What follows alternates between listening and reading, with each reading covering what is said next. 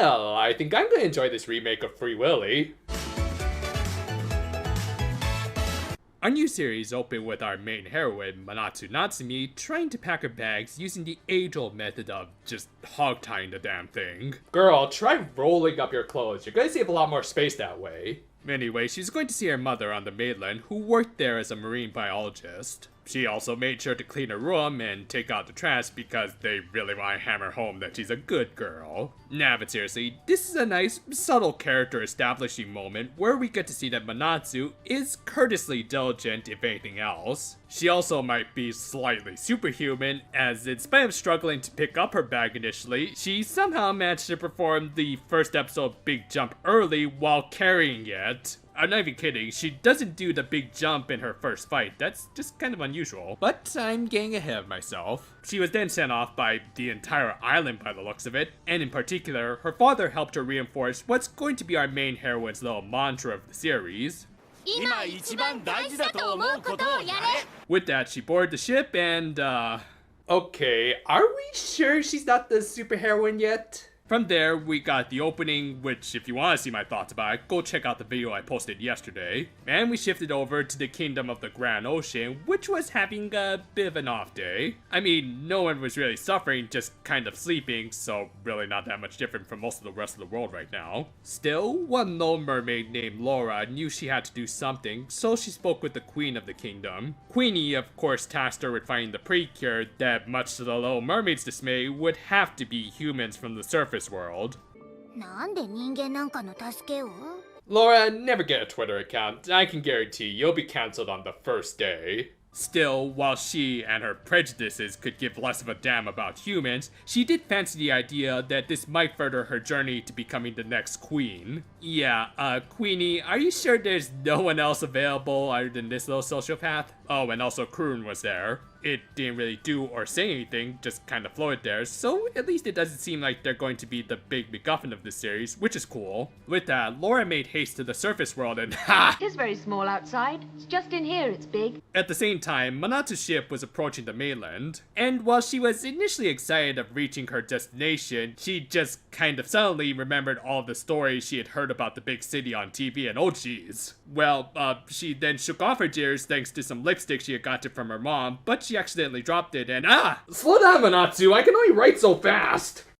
Fortunately, a certain mermaid caught her size-shifting lipstick. Seriously, great continuity there, guys. On the mainland, Manatsu met with her mother, who ended up helping her with her luggage. Again, you gotta roll that stuff up, girl. And they went to the aquarium where she worked. There she saw all sorts of sea critters, including the manatees. The director of the aquarium, Hirabayashi, gave her a little lecture about them, like how they used to be mistaken for mermaids by guys like Christopher Columbus. Interesting stuff, that is, until... yeah,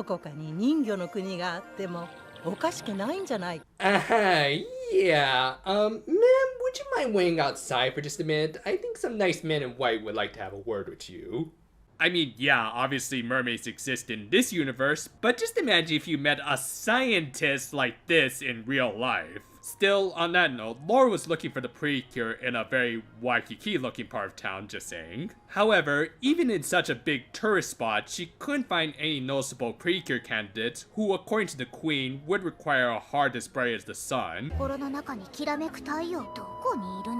Anyone else feel like this is an intentional commentary? Back with Manatsu, she was scoping out the town and ran into the only other cure we'll see for this episode, Sango, at her family's shop, which also featured some very plastic-looking accessories. Seriously, Sango, your family is dealing with some really secondhand products there. So much so that even Manatsu didn't want any. Well, either that, or she was too attached to her mother's lipstick that was clearly serving as a psychological safety blanket, and as a result, she didn't have the courage to try some different products. One of those two. Eventually, both she and Laura decided to take a break in the exact same spot. Fortunately for Laura, she had also learned from the Marty McFly School of Deception. What the hell is that? She tried to get away through some random heart-shaped hole, but I guess this fish ate too much kelp. Manatsu helped her, mistaking her for a trapped dolphin, but soon discovered what she really was.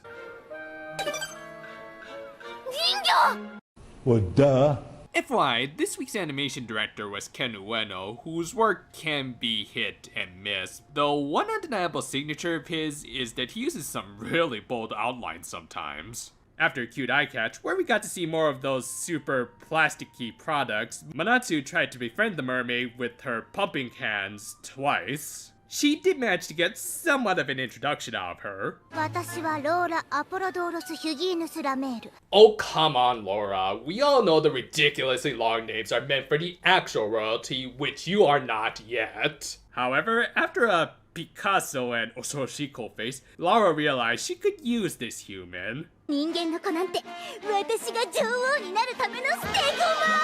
Okay, I know I brought this up previously when I talked about the Kamikita's manga adaptation of this series, but I think I need to reiterate how this fish is more toxic than a puffer. And as if that wasn't hilarious enough, Manatsu couldn't pick up that this fish was trying to use her and instead wanted to do everything she could to help her. For starters, she tried to put her lipstick on her, forgetting that she had dropped it, but fortunately, Laura still had it and gave it back. I would question whether or not that stuff is still good, considering it's been seawater and sewer water now that I think about it.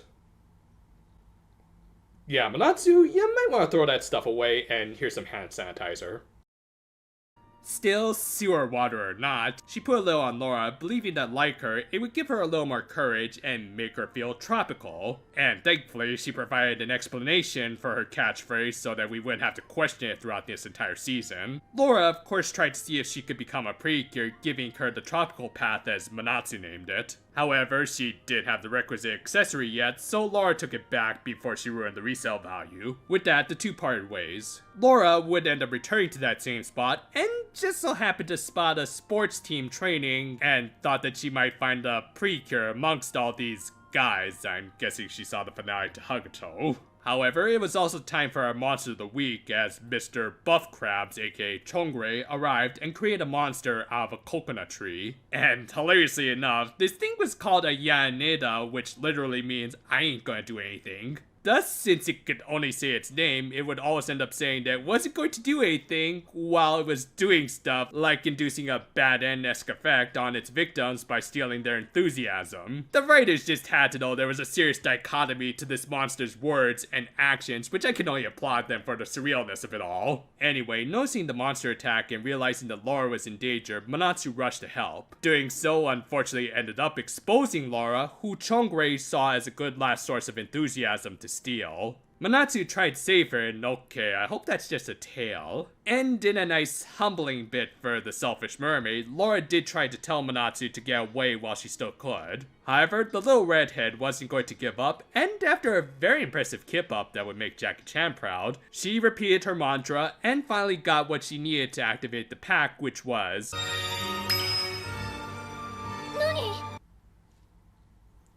Darn it, I'm already using these for my Wednesday videos. Thus, we got our first transformation of the season, which looked, unsurprisingly, amazing considering it came from our old friend Nishiki Itoka. As usual, we got some very impressive camera work and some nice little effects when she put on her makeup. Though, I will say, I'm a little surprised the sequence included her putting it on all of her charm points. I mean, I guess I was under the impression that each of the cures would have their own unique charm points of focus, but I guess you do have to cover all the necessary spots when doing your makeup. I'll also say the hair part of her transformation looked the most impressive, so I don't know how Asuka is supposed to top that, especially since her hair doesn't look like it transforms. With that, Manatsu engaged the monster in a short but very impressive sequence with plenty of wall running and impactful skull bashes. This was topped off by a good old anchor toss. 510 yards! And that's one SpongeBob reference down. From there, we were introduced to another significant battle mechanic of this show in that Laura would be responsible for retrieving the stolen enthusiasm with her little tablet. Having lost their bounty, Chongre at least tried to cut his losses by taking Manatsu's enthusiasm, but her main character shields weren't going to let him do that in the first freaking episode. With that, her lipstick turned into hopefully a much cleaner weapon, and she faced the Yaneda off with the power of bubblegum? I have come here to chew bubblegum and kick ass, and I'm all out of bubblegum. But yeah, this time we got a stock animation by Hiroshi Taizaki, who's probably more well known for his work on Yu-Gi-Oh!, in particular, his explosions. With that, we got a very impressive attack where she launched a full sun at the monster, and yeah, that definitely dropped his life points down to 0. With that, they returned the enthusiasm to their rightful owners, and we got a cute little shipping moment between Manatsu and Laura, that is, if you like Slave and Master Yuri. However, the episode then ended on a truly ominous note as we got the first appearance of the Witch of Procrastination. Yes, the big bad of the series, who in her first act of true villainy... Our big bad, folks, she's just like Ursula, if she were a hikikomori.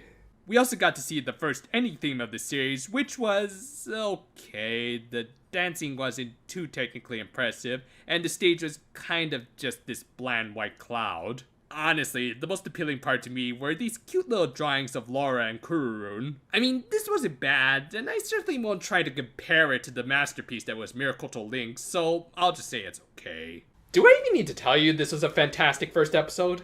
It established our two main characters very well, giving us a good idea of their goals and ideals, as well as effectively establishing some initial world building like how the villains and monsters operate. But most of all, this was just a satirical laugh riot, pretty much just being a parody of the magical girl genre in a franchise that's one of the quintessential magical girl anime. Yeah, the show isn't exactly high art as a result, but still, at least it knows exactly what it is, and much like Manatsu, it's doing what it thinks is the most important thing right now, which is just to make us laugh.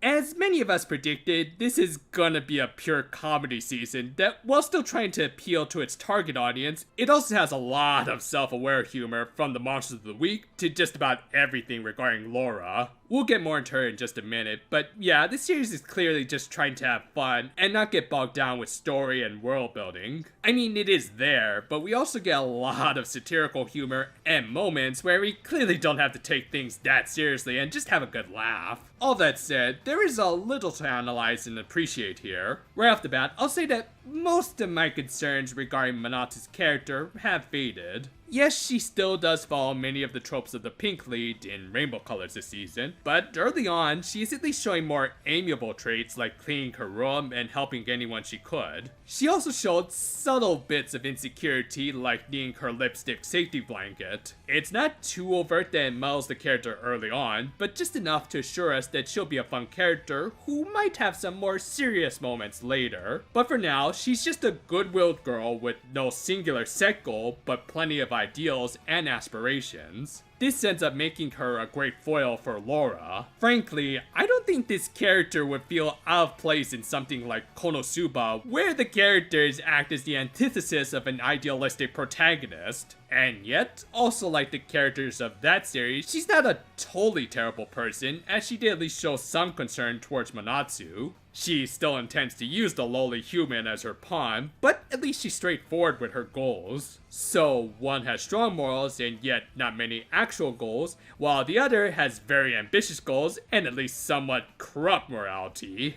Together, they could make for an interesting duo with plenty of potential to develop off of one another. Combine that with some great animation with plenty of weird faces like their VAs promised, and you've got a great start to what seems like a really fun season. In case you haven't seen it yet, I managed to get the first part of my Gold Princess review up, though judging by the view counts, most of you already have, so thanks for that. Honestly, it's been a lot of fun revisiting one of my early reviews and giving it a massive overhaul. And again, it's just so appropriate that I began these reviews just a few days apart from one another, as both have Yukiko Nakatani as the character designer, and while I'm not totally convinced that TR will match up with its distant cousin just yet, it certainly has the potential to do so. Right now though, I'm going to start working on an overview for the previous series, Healing Good, and its many ups and downs. Look forward to it, and until then though, farewell for now my friends, and yeah, I'm going to actually need an extra folder for this series.